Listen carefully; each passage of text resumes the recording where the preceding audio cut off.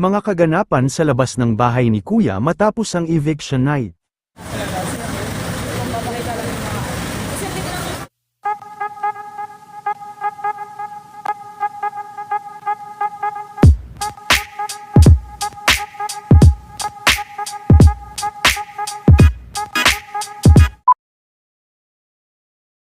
Maaga pa nga lang kanina, ay talagang marami na nga ang nag-aabang na mga fans, dahil muli na naman nga na nagkaroon ng eviction night kung saan ay muli ngang nabawasan ang mga housemates ni Kuya. Ito rin ang unang eviction night na naging individual ang botohan at nagkaalaman din kung sino ang malakas sa mga housemates ni Kuya. Hindi naman nagpatinag ang mga fans na hindi umalis sa kabila ng pag-ulan sa labas ng bahay ni Kuya. Si Vince ang nakakuha ng pinakamababang boto at si Zyril naman sa kapamilya.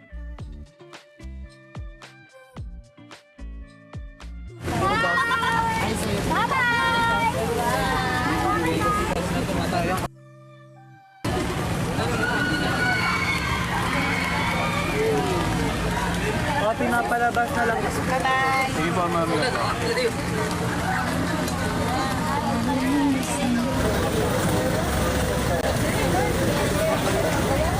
Shout out!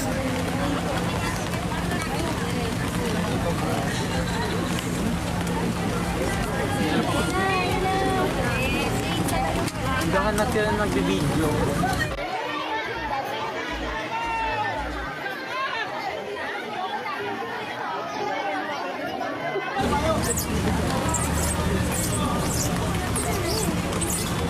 Pagsigawan, may video na ako yan, marami.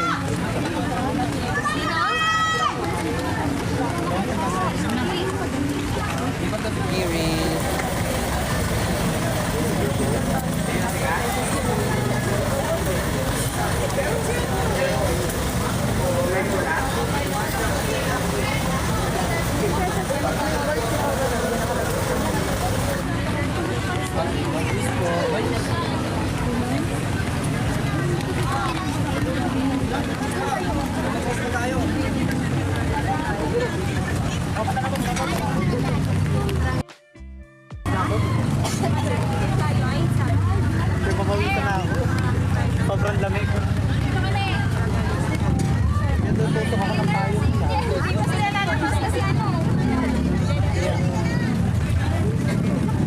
Ang gawin ko dito?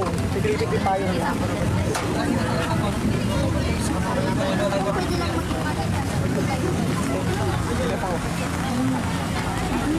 Pwede lang